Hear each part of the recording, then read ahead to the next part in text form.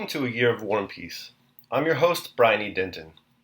A Year of War and Peace is a daily, year-long, chapter-by-chapter reading of and meditation on Leo Tolstoy's epic novel, War and Peace. In these videos and podcasts, you'll be treated to a free reading of one chapter per day of the novel, plus a reflective essay I've written individually tailored to that day's chapter. These readings are offered for free, though if you'd like to support me, you can do so in one of three ways. First, you could purchase my ebook, A Year of War and Peace. It features the entire novel, plus all of my reflective essays, and it's only $2.99 on Amazon.com. You could also become a patron at patreon.com/BrianEDenton. If you sign up there, you'll receive a sonnet once a month, plus a link to an ebook of my collected sonnets. Finally, if you like, you can make a one-time donation to my PayPal account. The email there is brianedenton@gmail.com. You can also use that email to contact me. I'd be happy to hear from you. Your support is greatly appreciated. Today's reading and reflection is on Chapter 217. Chapter 217. Having descended the hill, the general after whom Pierre was galloping turned sharply to the left, and Pierre, losing sight of him, galloped in among some ranks of infantry marching ahead of him. He tried to pass either in front of them or to the right or left, but there were soldiers everywhere, all with the same preoccupied expression and busy with some unseen but evidently important task. They all gazed with the same dissatisfied and inquiring expression at this stout man in a white hat, who for some unknown reason threatened to trample them under his horse's hoofs. "Why ride into the middle of the battalion?" one of them shouted at him. Another prodded his horse with the butt end of his musket, and Pierre, bending over his saddlebow and hardly able to control his shying horse, galloped ahead of the soldiers, where there was some free space. There was a bridge ahead of him, where other soldiers stood firing. Pierre rode up to them. Without being aware of it, he had come to the bridge across the Colacha between Gorky and Borodino, which the French, having occupied Borodino, were attacking in the first phase of the battle. Pierre saw that there was a bridge in front of him, and that soldiers were doing something on both sides of it, and in the meadow, among the rows of new-mown hay, which he had taken no notice of amid the smoke and the campfires the day before. But despite the incessant firing going on, he had no idea that this was the field of battle. He did not notice the sound of the bullets whistling from every side, or the projectiles that flew over him. Did not see the enemy on the other side of the river, and for a long time did not notice the killed and wounded, though many fell near him. He looked about him with a smile, which did not leave his face. "Why's that fellow in the front line?" shouted someone at him again. "To the left, keep to the right," the men shouted to him. Pierre went to the right, and unexpectedly encountered one of Ravisky's adjutants, whom he knew. The adjutant looked angrily at him, evidently also intending to shout at him, but on recognizing him, he nodded. "How have you got here?" he said, and galloped on. Pierre felt out of place there, having nothing to do, and afraid of getting in someone's way again, galloped after the adjutant. "What's happening here? May I come with you?" he asked. One moment," replied the adjutant, and riding up to a stout colonel, who was standing in the meadow, he gave him some message and then addressed Pierre. "Why have you come here, Count?" he asked with a smile, still inquisitive. Yes," assented Pierre. But the adjutant turned his horse about and rode on. "Here it's tolerable," said he, "but with Bagration on the left flank they're getting it frightfully hot." "Really?" said Pierre. "Where is that?" "Come along with me to Arnaud. We can get a view from there, and then our battery is still bearable," said the adjutant. "Will you come?" "Yes, I'll come with you," replied Pierre, looking round for his groom. It was only now that he noticed wounded men staggering along or being carried on stretchers. On that very meadow he had ridden over the day before, a soldier was lying athwart the rows of scented hay, with his head thrown awkwardly back and his shako off. "Why haven't they carried him away?" Pierre was about to ask, but seeing the stern expression of the adjutant, who was also looking that way, he checked himself. Pierre did not find his groom, and rode along the hollow with the adjutant to Ravisky's redoubt. His horse lagged behind the adjutant's and jolted him at every step. "You don't seem to be used to riding, Count," remarked the adjutant. "No, it's not that, but her action seems so jerky," said Pierre in a puzzled tone. "Why, she's wounded," said the adjutant, "in the off foreleg above the knee. A bullet, no doubt. I congratulate you, Count, on your baptism of fire." Having ridden in the smoke past the Sixth Corps, behind their artillery, which had been moved forward and was in action, Deafening them with the noise of the firing, they came to a small wood. There it was cool and quiet, with a scent of autumn. Pierre and the adjutant dismounted and walked up the hill on foot. "Is the general here?" asked the adjutant on reaching the knoll. "He was here a minute ago, but has gone just that way," someone told him, pointing to the right. The adjutant looked at Pierre as if puzzled what to do with him now. "Don't trouble about me," said Pierre. "I'll go up to the knoll if I may." "Yes, do. You'll see everything from there, and it's less dangerous, and I'll come after you." Pierre went to the battery, and the adjutant rode on. They did not meet again, and only much later did Pierre learn that he had lost an arm that day. The knoll to which Pierre ascended was that famous one afterwards known to the Russians as the Knoll Battery, or Revsky's Redoubt, and to the French as Le Grand Redoubt, Le Fatal Redoubt, La Redoubt du Cintre. Sorry, the French. Around which tens of thousands fell, and which the French regarded as the key to the whole position. This redoubt consisted of a knoll, on 3 sides of which trenches had been dug. Within the entrenchment stood 10 guns that were being fired through openings in the earthwork. In line with the knoll on both sides stood other guns which also fired incessantly. A little behind the guns stood infantry. When ascending that knoll, Pierre had no notion that this spot, on which small trenches had been dug, and from which a few guns were firing, was the most important point of the battle. On the contrary, just because he happened to be there, he thought it was one of the least significant parts of the field. Having reached the knoll, Pierre sat down at one end of a trench surrounding the battery and gazed at what was going on around him with an unconsciously happy smile. Occasionally, he rose and walked about the battery with that same smile, trying not to obstruct the soldiers who were loading, hauling the guns, and continually running past him with bags and charges. The guns of that battery were being fired continually, one after another, with a deafening roar, enveloping the whole neighborhood in powder smoke. In contrast with the dread felt by the infantrymen placed in support, here in the battery where a small number of men lay busy at their work were separated from the rest by a trench. Everyone experienced a common and, as it were, family feeling of animation. The intrusion of Pierre's non-military figure in a white hat made an unpleasant impression at first. The soldiers looked askance at him with surprise and even alarm as they went past him. The senior artillery officer, a tall, long-legged, pock-marked man, moved over to Pierre as if to see the action of the furthest gun, and looked at him with curiosity. A young round-faced officer, quite a boy still, and evidently just out of the cadet college, who was zealously commanding the 2 guns entrusted to him, addressed Pierre sternly. "Sir," he said, "permit me to ask you to stand aside. You must not be here." The soldiers shook their heads disapprovingly as they looked at Pierre. But when they had convinced themselves that this man in the white hat was doing no harm, but either sat quietly on the slope of the trench with a shy smile, or, politely making way for the soldiers, paced up and down the battery under fire as calmly as if he were on a boulevard, their feelings of hostile distrust gradually began to change into a kindly and bantering sympathy, such as soldiers feel for their dogs, cocks, goats, and in general for the animals that live with the regiment. The men soon accepted Pierre into their family, adopted him, gave him a nickname, "our gentleman," and made kindly fun of him among themselves. A shell tore up the earth 2 paces from Pierre, and he looked around with a smile as he brushed from his clothes some earth that it had thrown up. "And how is it you're not afraid, sir, really now?" a red-faced, broad-shouldered soldier asked Pierre, with a grin that disclosed a set of sound white teeth. "Are you afraid, then?" said Pierre. "What else do you expect?"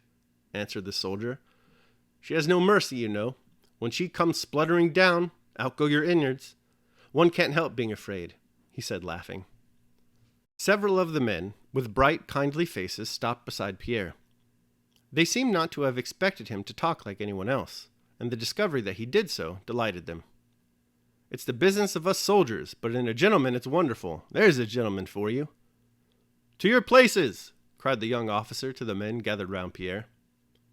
The young officer was evidently exercising his duties for the second or the first time, and therefore treated both his superiors and the men with great precision and formality.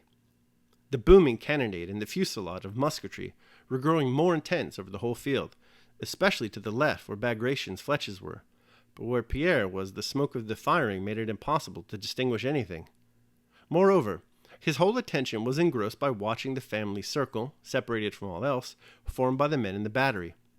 His first unconscious feeling of joyful animation, produced by the sights and sounds of the battlefield, was now replaced by another, especially since he had seen that soldier lying alone in the hayfield. Now, seated on the slope of the trench, he observed the faces of those around him.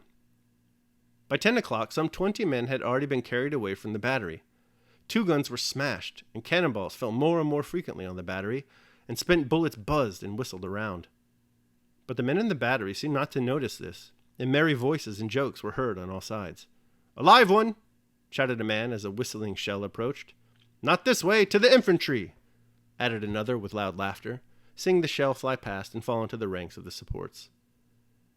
"Are you bowing to a friend, eh?" remarked another, chaffing a peasant who ducked low as a cannonball flew over. Several soldiers gathered by the wall of the trench, looking out to see what was happening in front. "They've withdrawn to the front line. It has retired," said they, pointing over the earthwork. "Mind your own business," an old sergeant shouted at them. "If they've retired, it's because there's work for them to do further back." And the sergeant, taking one of the men by the shoulders, gave him a shove with his knee. This was followed by a burst of laughter. "To the 5th gun, wheel it up," came shouts from one side. "Now then, all together, like barges," rose the merry voices of those who were moving the gun. "Oh, she nearly knocked off our gentleman's hat," cried the red-faced humorist, showing his teeth, chaffing Pierre. "Awkward baggage," he added, reproachfully, to a cannonball that struck a cannon wheel in a man's leg. "Now then, you foxes," said another, laughing at some militiamen who, stooping low, entered the battery to carry away the wounded man. "So this gruel isn't to your taste? Oh, you crows, you're scared," they shouted at the militiamen who stood hesitating before the man whose leg had been torn off. "There, lads, oh ho!" They mimicked the peasants. "They don't like it at all." Pierre noticed that after every ball that hit the redoubt, and after every loss, the liveliness increased more and more. As the flames of the fire hidden within come more and more vividly and rapidly from an approaching thunder cloud, so, as if in opposition to what was taking place, the lightning of hidden fire growing more and more intense glowed in the faces of these men. Pierre did not look out at the battlefield, and was not concerned to know what was happening there. He was entirely absorbed in watching this fire, which burned ever more brightly, and which he felt was flaming up the same way in his soul. At 10 o'clock, the infantry that had been among the bushes in the front of the battery and along the Kamenka streamlet retreated. From the battery, they could be seen running back past it, carrying their wounded on their muskets. A general, with his suite, came to the battery, and after speaking to the colonel, gave Pierre an angry look, and went away again, having ordered the infantry supports behind the battery to lie down, so as to be less exposed to fire. After this, from amid the ranks of infantry to the right of the battery came the sound of a drum and shouts of command, and from the battery one saw how those ranks of infantry moved forward. Pierre looked over the wall of the trench and was particularly struck by a pale young officer who, letting his sword hang down, was walking backwards and kept glancing uneasily around. The ranks of the infantry disappeared amid the smoke, but their long-drawn shout and rapid musketry firing could still be heard. A few minutes later, crowds of wounded men and stretcher-bearers came back from the direction. Projectiles began to fall still more frequently from the battery. Several men were lying about who had not been removed. Around the cannon the men moved still more briskly and busily. No one any longer took notice of Pierre. Once or twice he was shouted at for being in the way. The senior officer moved with big rapid strides from one gun to another with a frowning face. The young officer, with his face still more flushed, commanded the men more scrupulously than ever. The soldiers handed up the charges, turned, loaded, and did their business with strained smartness. They gave little jumps as they walked, as though they were on springs.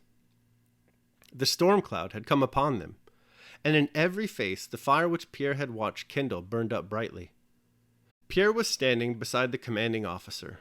The young officer, his hand to his shako, ran up to his superior. "I have the great honor to report, sir, that only 8 rounds are left. Are we to continue firing?" he asked. "Grape shot," the senior shouted, without answering the question, looking out over the wall of the trench. Suddenly something happened. The young officer gave a gasp, and bending double, sat down on the ground like a bird shot on the wing. Everything became strange, confused, and misty in Pierre's eyes. One cannonball after another whistled by and struck the earthwork, a soldier or a gun. Pierre, who had noticed these sounds before, now heard nothing else. On the right of the battery, soldiers were shouting, "Hurrah!" And they were running not forwards, but backwards, it seemed to Pierre. A cannonball struck the very end of the earthwork by which he was standing, crumbling down the earth. A black ball flashed before his eyes, and at the same instant plumped into something. Some militiamen were now entering the battery, started to run back. "Oh, with grape shot!" shouted the officer. The sergeant ran up to the officer, and in a frightened whisper informed him, as a butler at dinner informs his master that there is no more wine to be asked for, that there were no more charges. "The scoundrels! What are they doing?" shouted the officer, turning to Pierre. The officer's face was red and perspiring, and his eyes glittered under his frowning brow. "Run to the reserves and bring up the ammunition boxes," he yelled, angrily avoiding Pierre with his eyes and speaking to his men. "I'll go," said Pierre. The officer, without answering him, strode across to the opposite side. "Don't fire, wait!" he shouted. The man who had been ordered to go for ammunition stumbled against Pierre. Sir, this is no place for you," said he, and ran down the slope. Pierre ran after him, avoiding the spot where the young officer was sitting. One cannonball, another, and a third flew over him, falling in front, beside, and behind him. Pierre ran down the slope. "Where am I going?" he suddenly asked himself, when he was already near the green ammunition wagons. He halted irresolutely, not knowing whether to return or go on. Suddenly, a terrible concussion threw him backwards to the ground. At the same instant, he was dazzled by a great flash of flame, and immediately a deafening roar, crackling and whistling, made his ears tingle. When he came to himself, he was sitting on the ground, leaning on his hands. The ammunition wagons he had been approaching no longer existed. Only charred green boards and rags littered through the scorched grass, and a horse, dangling fragments of its shaft behind it, galloped past, while another horse lay, like Pierre, on the ground, uttering prolonged and piercing cries. Wow, all right, that concludes my reading of chapter 217. I will now proceed to my reflection of the same. A Year of War and Peace, day 217. As if in a tempest. Pierre Bezukhov in one chapter. That's what I titled today's reading if tasked with the production of a new translation of War and Peace. Certainly few other chapters treat so well Pierre's scattered, inattentive mind and the potential for disaster this mindset has for all who practice it. Consider Pierre's past. He's a revolutionary, a Jacobin. No, actually he's the one who must stop the heir of the French Revolution. He lives for drink and women. No, actually he's a Freemason dedicated to spiritual awakening and human improvement. Love and forgiveness are the answer. Well, actually, it's cool to shoot dead any man you suspect of having screwed your wife. Two things should be abundantly clear about Pierre at this point. He has not settled on a satisfactory life philosophy, and he certainly would not be able to focus his mind on being present enough to practice it, even if he had one. It's this second point that so troubles Pierre, especially in today's chapter. He has so little present awareness. Despite the incessant firing going on there, Tolstoy writes of Pierre's experience at the Battle of Borodino, he had no idea that this was the field of battle. He did not notice the sound of bullets whistling from every side or the projectiles that flew over him, did not see the enemy on the other side of the river, and for a long time did not notice the killed and wounded, though many fell near him. Astoundingly, Pierre maintains this obliviousness throughout the entire chapter. At one point, in fact, he fails to realize that the very place he's standing is actually the most important point in the entire battle.